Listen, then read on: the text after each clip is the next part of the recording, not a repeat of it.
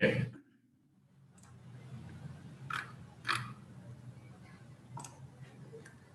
Fine. So we are discussing about this constructor, right? So what I'm telling is like if I tell OB2 is equals to OB1, we know that OB1 refers to the box class. Okay, we know that OB1 refers to the box class, but I don't know to which class OB2 refers because I have not mentioned. So what you have to do is like box OB2 is equals to OB1. Now it is very much clear. That means OB2 is an object reference which is referred by OB1. So it is very much clear. But when you look at this constructor, what happens? You see box weight OB. That means OB object refers to box weight. But super of OB, you are passing this object. When you pass this object to the superclass constructor, in the superclass constructor, this constructor will be called box OB. Now it is not matching because this OB refers to box weight class and this OB refers to box class. Here it is not matching.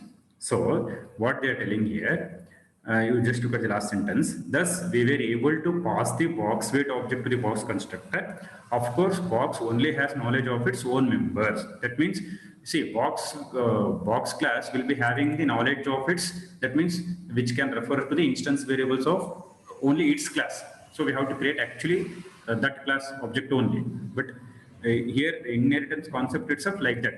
In the subclass constructor, you can call the superclass constructor by passing the object of subclass constructor. Okay, understood? In the subclass constructor, you can call the superclass constructor by passing the object of subclass constructor.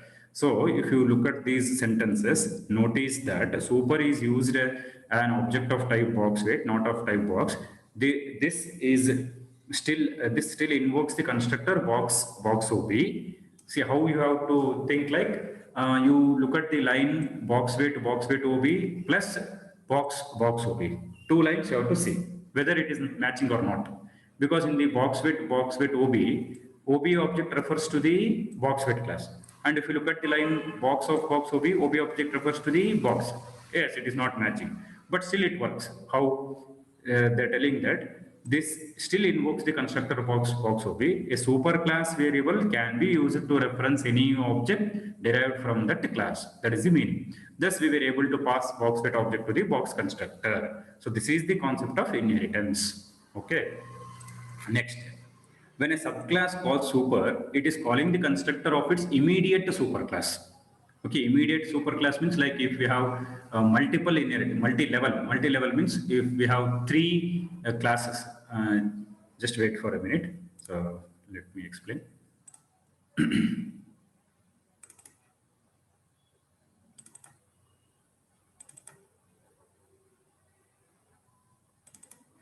So in inheritance, we have 5 types of inheritance. Okay.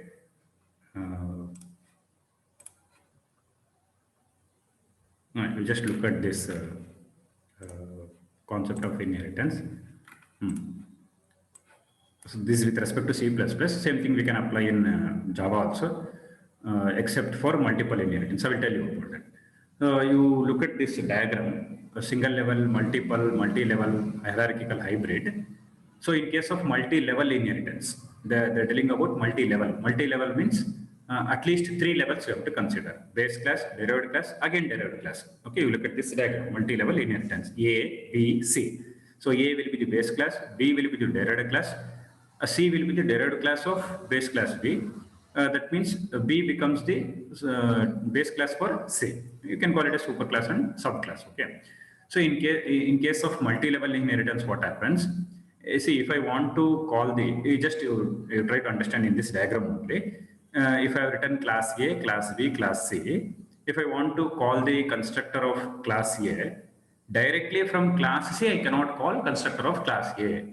That only they are telling. Directly from class C, you cannot call the constructor of class A. Okay. You can call the constructor of class B by using class C.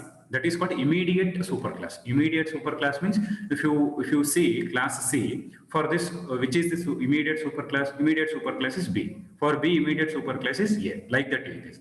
From class C, if you want to call directly constructor of class A, it is not possible. Even though it is superclass, because first superclass is A only, right? Second superclass is B. Third class, that is C. C is always derived class here. So you cannot call that is one level up. Like if you want to call superclass constructor, that is constructor of class A, it is not possible. You can call the constructor of class B. This class will call the constructor of class A, like that. Okay. See, when a subclass calls super, it is calling the constructor of its immediate superclass. Why they have used this sentence means if in multi-level inheritance, if there are three classes, for example, A, B, C, you cannot say like C can call the constructor of A, C can call the constructor of B, B can call the constructor of A, like that. So one level you have to go, that's all. Thus, super always refers to the superclass immediately above the calling class. This is true even in multi-level hierarchy. Also, super must always be the first statement executed inside the subclass constructor. Okay. So the meaning of the last sentence is, say for example, if you look at this constructor, I have written super OB, then weight is equals to OB dot weight. So if you write this sentence, that is super OB, as the second sentence, second executable sentence, this is invalid. This is not correct. So always super keyword should be the first sentence. Whereas this is a comment. Comments you don't consider. Comments are not considered for execution, leave it. Wherever executable statements are there, in executable statements, in subclass constructor, super word should be the first. Wherever the statement super word is there, that should be the first line to be executed inside the subclass constructor. Okay. Okay, next, a second use of super. One more thing I want to tell, like, second use of super keyword. The second usage of has the following general form. Okay. So till here we have used the super keyword to call the superclass constructor, right? Now we can use the super keyword to access the member of a class. Okay, like data members. Okay, data variables also we can access. So we have to follow this syntax: super keyword dot member. Member is nothing but the member of a class. That is data member of a class. Okay, and here telling member can be either a method or a instance variable. But in this example, we will make use of instance variable. Whenever we say class, class contains two things: instance variable and methods. So in this program, we will make use of instance variable by using super keyword. So we will see how we are making use of instance variable. Okay.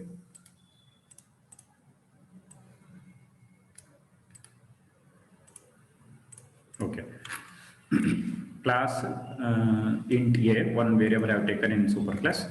Class B extends a. Okay. See here, the very interesting thing is I used same variable name in two classes, that is superclass and subclass. So we will see whether it gives any error or still we can go with the program or not. Okay. Int I. Okay. I have taken I variable in B class also and in A class also. See, suppose if I have not taken this variable, still I can get the I variable in B class because inheritance concept is there. Wherever inheritance concept is there, if the variable is derived, if the variable is present in superclass, that can be used in subclass. That we know. But here one more time I am creating the I. What happens here is this I hides the I in A. Two variables with the same name. That is variable I in class A and class B. This I hides the I in A. We will see it program. Next, we have the constructor for a subclass with parameters constructor variables A and B. And I have written super dot I is equals to I. See, now variables, we have two variables, that is I with the same name, right, in class A and class B. If suppose, if I tell I is equals to A, here we get a question. Because when inheritance concept is there, we can get the variable which is present in superclass to the derived class, unless and until if it is declared as private. If I declare it as private, then you cannot access the variable in subclass. That we know, private variables cannot be accessed. But I have not written here as private. So you can directly say I is equals to A. When you write I is equals to A, what happens? It will be confusion for the compiler. That is interpreter, whether it should consider I variable which is present, which is declared in class B, or which is declared in class A. Because if you have not declared this line at all, then we can say directly it refer to class A, because variable I is not declared at all. Whenever you declare the variable, compulsory new memory we are getting. Okay, if suppose if I have not declared this variable, just I have written I is equals to 10 like this. Actually, that statement is not possible. For your understanding purpose, I am writing. If I write I is equals to 10 like this, I have not declared, I have not used the data type. Then there is no problem, because data type variable is declared with the data type in class A. In class B, directly I am using. But what I am doing here is, instead of using directly, I am writing int I, which creates new memory. That means variable which is present in class A has one memory, variable which is present in class B has got different memory because of this data type. When you are using data type, so new memory is created. Now, when you say I is equals to A, here we get a question, which variable I have to use, because we got two separate memory for the variable I. So what we have to do, if you use the keyword super, see if I use the keyword super like this, super dot I, then it is not a problem. Super keyword indicates that you have to use the superclass. Super keyword indicates you have to use the superclass. So here superclass is A. That is base class. Base class is A. So this I will refer to class A. So only in comment they have written I in class A. And I is equals to B. So I in class B, because there is no conflict here. When you are telling super dot I refers to class A, then without super if you write, it refers to class B, right? So super dot I refers to class A. Without super keyword, if you say I, it refers to class B, okay? Then when you display also, same thing. When you display the values also, I in superclass, super dot I in subclass I. Because here we are using two variables with the same name in two classes. So we have to make use of the super keyword to refer to the particular class, okay? Next, in the main method, I am creating the object of a subclass. So B sub OB is equals to new B, and sub OB dot display, I am calling this method which is present in the subclass. So when you call this method, two values are displayed. That is values of variable I, one which is present in class A, that is superclass, and then one which is present in class B, that is the subclass. So you just look at this output, okay? So I in superclass 1, I in subclass 2, because 1 will be copied to variable A, 2 will be copied to variable B, and A value will be copied to I, which refers to class A, B value will be copied to I, which refers to class B. So here memory representation is there. Just you look at this memory representation. So B sub OB is equals to new B of 1 comma 2. 1 will be copied to A, 2 will be copied to B, and value of A will be copied to I, which refers to class A. Value of B will be copied to I, which refers to class B. So if you look at this diagram, int I belongs to class B. Okay.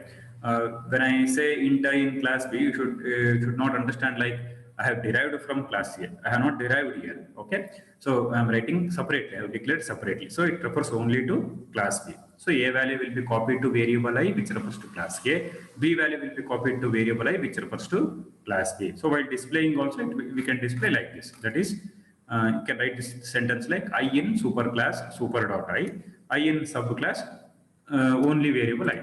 If suppose in the first statement, if you forget to write super keyword, then it refers to subclass only. Okay. Okay. So just look at the program and diagram. If you have any doubts, you can ask.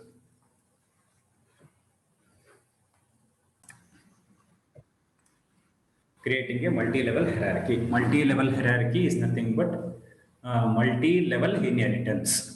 Okay, multi-level means multi-level hierarchy is nothing but multi-level inheritance. Okay, so multi-level inheritance means like you can consider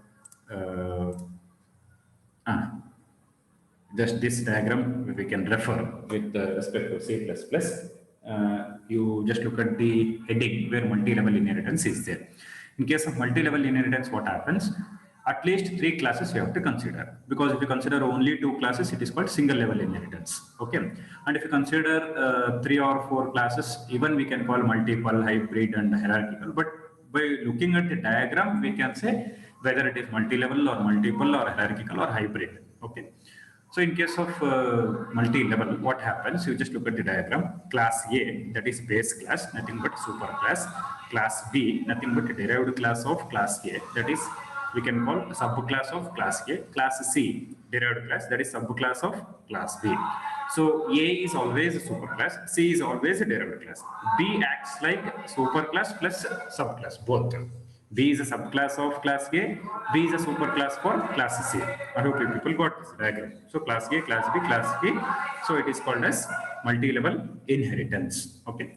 Now, same concept is applied in Java in the current topic. Okay, we will see what it is.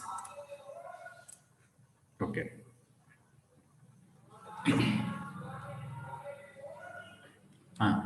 So it is perfectly acceptable to use a subclass as a superclass of another. See, by looking at the sentence only, we can say it is a multi-level inheritance. It is perfectly acceptable to use a subclass. Subclass means, see, already inheritance concept has come till here.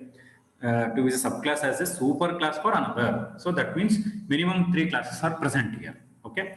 For example, if given 3 classes called A, B, and C, C can be a subclass of B, which is a subclass of A. So what I showed you with the diagram. Okay, C. C is a subclass of B, which is a subclass of A. Okay, understood. C is a subclass of B, but B is already a subclass of A. So this type of inheritance is called as multi-level inheritance. So when this type of situation occurs, each subclass inherits all of the properties found in all of its superclasses. In this case, C inherits all excepts of B and A. Yes, of course, because if I say C is a derived class of B and A, it will acquire the properties of both B and A. Okay. So consider the following program. In it, the subclass box weight is used as a superclass to create a subclass called as shipment. Shipment inherits all of the properties of box weight and box and adds a field called cost, which holds the cost of shipping, such as parcel. So this is just like an application they have given. The meaning of this is we have 3 classes here: box, box weight, shipment. Box, box weight, shipment.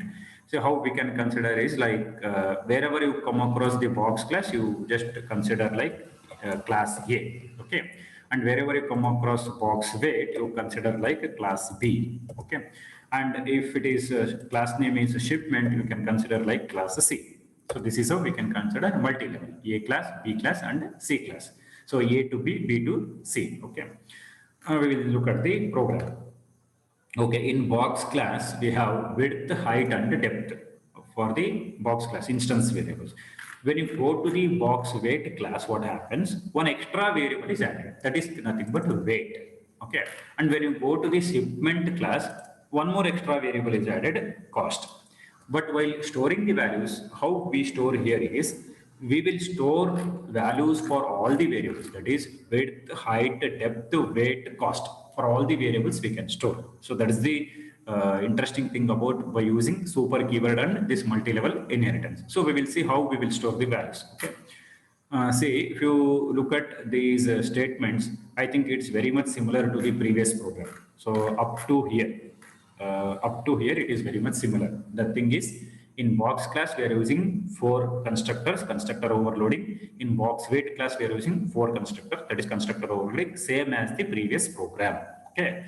Now coming to the shipment class. So in shipment class, what we are doing, again same, we are using shipment constructor with object as a parameter, and shipment constructor with 4 variables as a parameter. 5. WHDMC. See, why we have used 5 variables here? Because width, height, depth, weight, cost. 5 things we have to store here. Okay. Width, height, depth refers to box class. Weight refers to box weight class. Cost refers to shipment class. See, in inheritance, what happens? If we are telling inheritance concept, right? The advantage of inheritance is, see, for example, if you consider box weight class, right?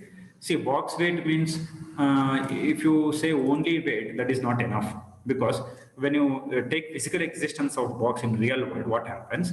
only weight will not be present. Three more dimensions will be present. That is width, height, and depth, right? Width, height, and depth will be present. When we say inheritance concept, what happens? No need to declare once again these three variables here.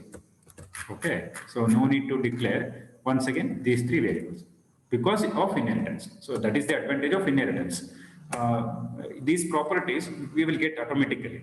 We are telling it is inherited, right? We will get automatically. So whichever the property is not present in superclass, only that property you write it here. Which property is not present? Which characteristic? Weight is not present in the superclass. Only width, height, and depth is present. So these three we will get it in box. Weight is not present. Only declare weight.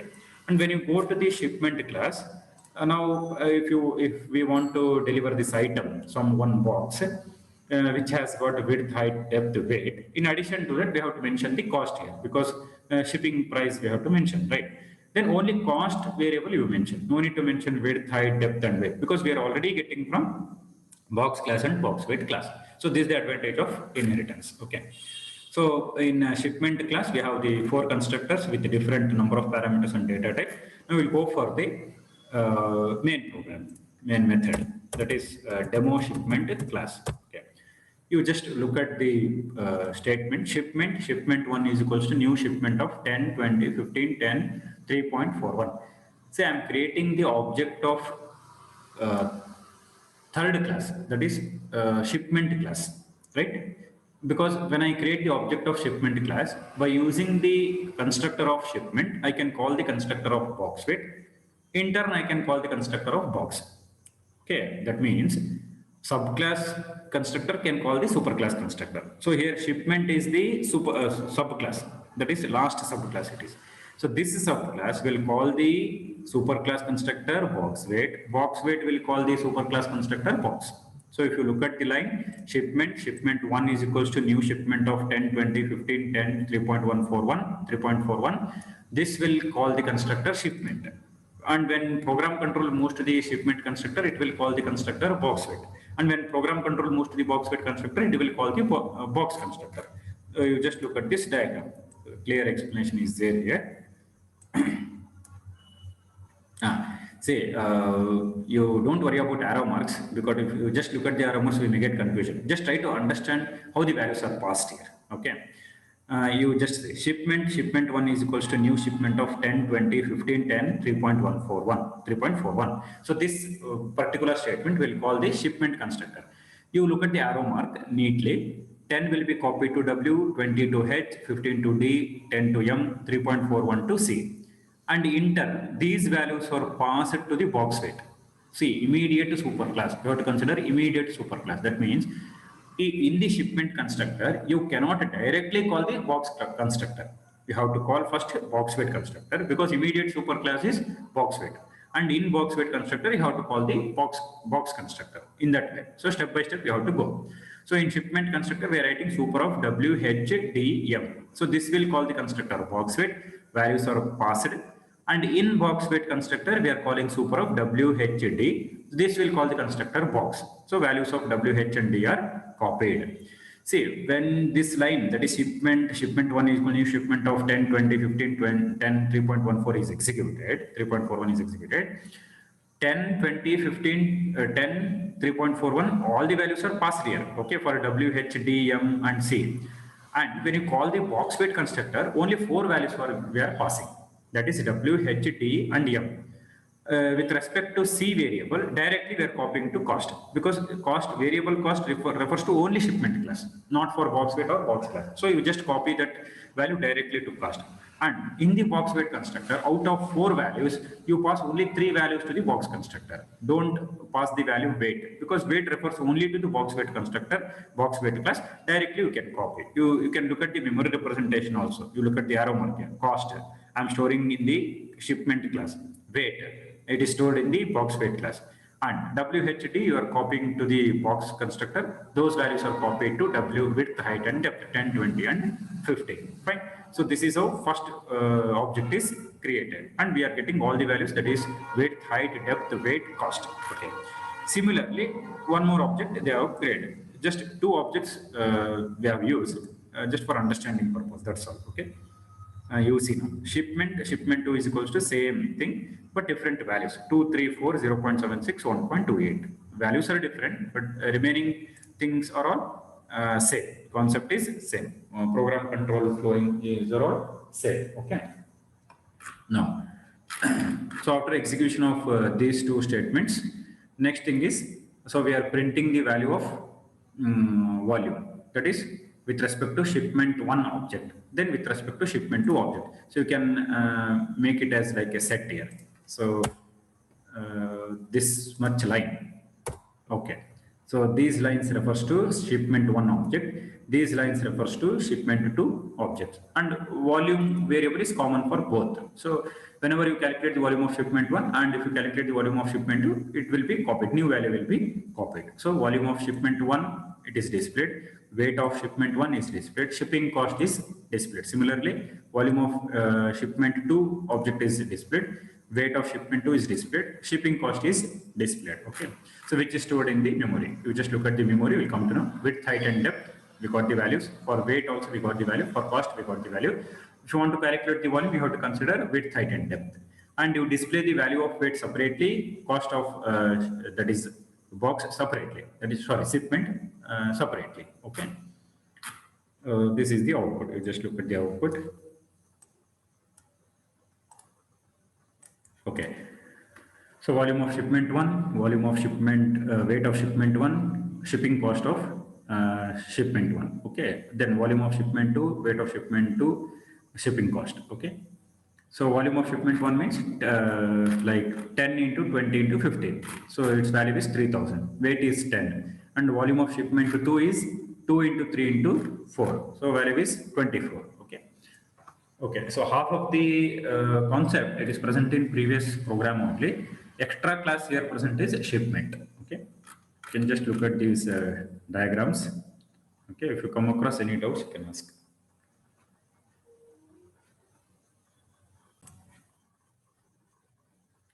Okay, so two more sentences are present before we go to the next topic. So next topic we can see tomorrow, but we'll see about these sentences.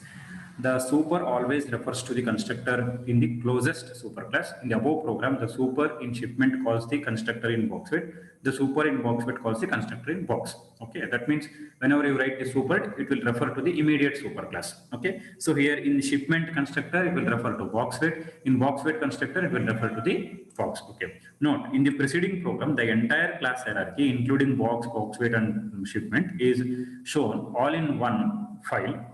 In Java, 3 classes could have been placed into their own files and compiled separately. See, this thing I want to tell for you. Like, see, if you look at this program, like, okay, program length is more, we may find it difficult to trace and all. See, what we can do is, wherever you are starting the word class, till the end of that class, see, when you before you start class box weight, till here, this code you can copy.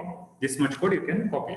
And you copy and paste in one file and name it as box.java. Okay, you name it as box.java. Even though main method is not present, don't worry. Okay, you just remember these points. Here main method is not present, but don't worry. This much code you copy in text editor, that is Notepad or any editor. Save that file as box.java. Next, and we are starting box weight class. Again, from here to here you copy till box weight class is ended. Paste it in a notepad file, new notepad, save it as boxweight.java. Even though main method is not present, don't worry, you just say boxweight.java. That is one Java file. So we have come across now 2 Java files, box.java, boxweight.java. Next, coming to the shipment. Again, from here to here you copy, paste it in one editor, save it as shipment.java. So 3 files now, box.java, boxweight.java, shipment.java. Then you go for the shipment, demo shipment, copy from class demo shipment till the end of the program. You copy in one file, save it as demo shipment.java. Now totally 4 files are there, box.java, boxweight.java, shipment.java, demo shipment.java. Why we have to do like this means it will be easy for us to understand. So that is the sentence they're telling. Note, in the preceding program, the entire class hierarchy, including box, weight, and shipment, is shown all in one file. That means I have written in one side. Okay, that means considering one file. But in Java, all three classes could have been placed into their own files and compiled separately. See, for compilation, it is not a problem. When you want to execute the program, then it starts executing from the main method. Okay, understood. If I want to execute the program and if I want to look at the output, it starts executing from the main method. So only if I say box.java, boxweight.java, shipment.java, demo shipment.java, execution starts from demo shipment.java because main method is present in demo shipment. Okay, and storing each class in each file, we will discuss in packages chapter. There, I will show you how to store each class in each file and how to execute by linking with the class where main method is present. Just you remember this point. In Java, all three classes means in general all classes can be placed into own files and compiled separately. In packages chapter, I will explain clearly about this point. Okay. So if you have any doubts, you can ask.